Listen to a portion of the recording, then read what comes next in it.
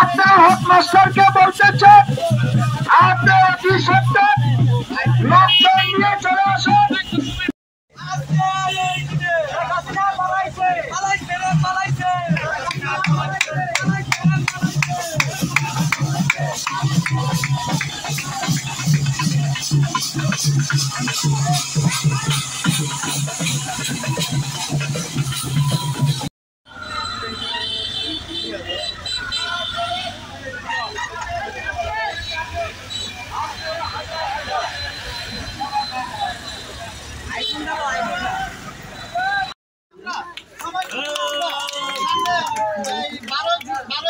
আমাদের জাতীয় ইলেকশনের মোটামুটি একটা ঘোষণা আছে, ওই ঘোষণা উপলক্ষে আমরা আস্তে আস্তে ভদ্রদেশে আমাদের নেতাকর্মীকে আমি বলবো আমরা বিভিন্ন এই ঘুষ বাণিজ্য ঝাঁটা বাণিজ্য বিভিন্ন বাণিজ্য থেকে আমরা দূরে থেকে আমরা দলকে শক্তভাবে কন্ট্রোল করে আমরা সামনে এগিয়ে যাবো।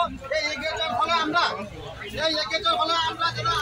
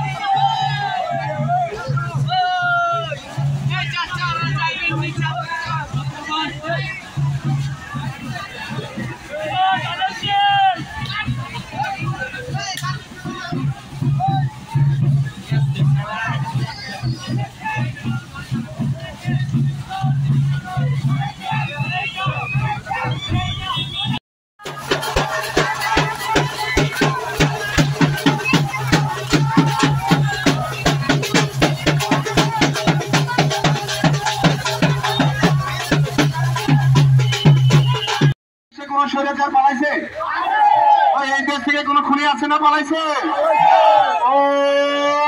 খুনি আছে না পালাইছে, পালাইছে রে পালাইছে। আজকের এই দিনে এই স্বৈরাচার পালাইছে, আজকের এই দিনে পালাইছে রে পালাইছে, আজকের এই দিনে পালাইছে রে পালাইছে। ওই রাজপথ কাঁপছে, এই তারেক রহমান আসছে।